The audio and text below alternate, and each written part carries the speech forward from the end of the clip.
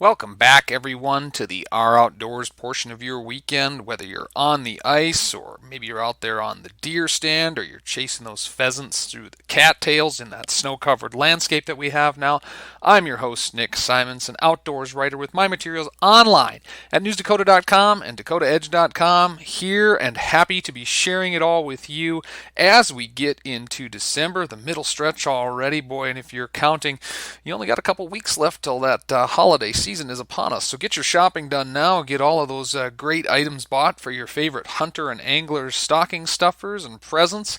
Of course, we have the hottest stuff on ice. If you log on to newsdakota.com and dakotaedge.com, all of the great technology. We're seeing a boom in electric augers this season, a lot of tweaks and turns in tip-ups, and a lot of great budget options as well for folks looking to expand their offerings on the ice. And of course, lithium batteries blowing up across the board, giving you more power to keep those Vexilars and those Markhams and all of your on-ice electronics running for days on end. Boy, we are living in a golden age on the ice, and there's a lot of excitement when it comes to all of the great technology that helps us catch fish and helps us do it comfortably, whether that's a new flip-over shack with a thermal cover, or those electronics that we're talking about, or, coming down to it, even just the better quality of float suits and ice suits and gloves and hats that we have available. So enjoy the good old days that we're living in when it comes to ice fishing, because we are certainly there, and there's a lot of good old days type fishing out there on the hard water as well. And for that reason, after the break,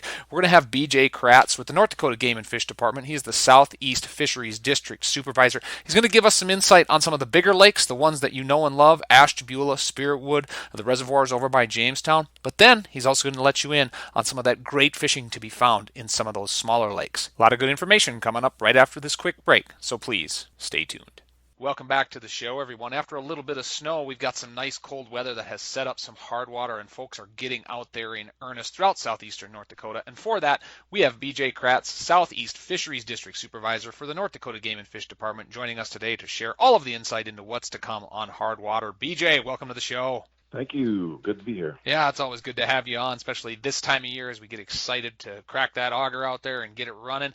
How is the ice setting up in southeastern North Dakota for the start of this winter based on weather factors, recent snow, and the like? We were actually in pretty good ice making weather. We had pretty consistently 2 to 4 inches of pretty good quality ice prior to this last little snowstorm that we got. Not to say that there weren't areas that were still open on some places where, from the wind and waterfall and whatnot, typical this time of year. But, and anytime we have wind mixed with precipitation, whether it be snow or rain or whatever, that tends to complicate matters a little bit for making good quality ice. But the cold temperatures help. I'm hoping that here relatively soon things should be at least safe enough to get out on foot and catch some of those fish that are out there. That's right. Getting on that early ice bite is a priority for a lot of folks right around the holidays. How are the water levels looking? I remember 2-3 years back we had all that late autumn rain, and this year we've had some autumn rain, but it wasn't as significant. How are things looking around the region for water levels? That's a good point too, and I think that if it wasn't for some of that precipitation we had, a couple of years ago, we would have taken a lot bigger hit this year than we actually have. Surprisingly, most district lakes are down, 20 to 24 inches on the average. And just because of that, surplus moisture that we had a couple of years back with that late stuff into the fall and whatnot, we were at maximum elevation for a lot of those lakes are record highs. So we're capitalizing on the bank of yesteryear, so to speak, to keep us in the game this year. If we don't obviously see some relief this winter with some snow or late spring rains or something, things could be a lot different next year. That they certainly could, and obviously that affects a lot of the levels that we see on our reservoirs, and reservoirs make up some of the great fishing in the southeast. BJ, when we talk about some of those lakes, I think of the big four: Lake Ashtabula, Spiritwood, Jamestown Reservoir, and then of course Pipestem. How is Ashtabula setting up headed into winter, and what can ice anglers expect for the popular species on that lake? Ashtabula is always a fun lake for people. At least I enjoy it a lot just because of the diversity of fish species that are present there. We don't have a lot of lakes in the Southeast District that have so many different fish species, and not only that, but good opportunities or maybe even the best chance opportunity to catch larger fish. And Lake Ashtabula certainly holds its fair share, whether it be, crappies to the walleyes that are in there. There's some very large pike in there. And when you're out there fishing, the beauty of that lake is that you just never know what you're going to catch. And even more exciting is sometimes you never know how big it might be. So when we look to the west, obviously Spiritwood Lake, the next stop along the interstate there, is there still a fair amount of pike spearing going on in those nice clear waters, and are we seeing any other species come in? It depends on the year on Spiritwood. It's not like it, was historically. And a lot of that's driven by the amount of natural reproduction we get with northern pike. Obviously, the springs that we have lots of runoff coming into these lakes, we have good natural reproduction for pike. And it never used to be that we relied on Mother Nature quite so much for pike propagation, but due to the tremendous amount of lakes in the state right now and a lot of these walleye managed waters, our capacity to produce fish in the hatchery and get everything stocked like we want to is limited a little bit. So sometimes we have to cut, certain species or cut numbers to make sure everything gets its fair share, so to speak, of fish. So that's not to say that there isn't pike in Spiritwood. It's consistently a producer, and sometimes it's clearer than others, but overall there's definitely opportunities out there for pike, probably a little better than Spiritwood. Sure, and that's understandable as things shift. Talking with BJ Kratz, Southeast Fisheries District Supervisor for the North Dakota Game and Fish Department. BJ, when we look north of Jamestown, how is Jamestown Reservoir setting up for crappies and walleye populations for the winter of 2022? Jamestown Reservoir is a kind of unique beast in that it is really driven by productivity of what comes into the system on an annual basis. And as everyone knows, this year with the drought we had, we didn't have a lot of inflows at all. In fact, it didn't even fill. And that being said, it tends to affect the fish community in a negative way as far as forage production goes. So typically you'll have very slow growth rates for fish, and probably ends up to be, in the end, to be a lot of mortality. Needless to say, crappies are kind of not necessarily immune to that, but they do have the capacity to feed on plankton. And I think that continually gives that species kind of an advantage on Jamestown. Even though anglers had a little slower fishing this summer, according to our crappie assessment that we do each year in May, the numbers are really up there, and I expect that that'll just translate into next spring, and people should be able to have good opportunities for crappies this year. And I mean, there's still a fair amount of walleyes in there. Pike numbers are okay. The fish that are there will probably be hungry and cooperate well, but you'll have to probably search a little bit to find them. Sure, that's right. Get out there and punch those holes and get your Saturday morning workout in. Wrapping it up, Pipestem is kind of in a rebuilding process. We had the winter kill a few years back. Will there be much for ice anglers this year, or are we still a few seasons out? Well, if you're gauging the pipestem by the crappie population, there probably won't be much. We're still in a recovery mode. We're still looking every year for that big age class that could survive the winters.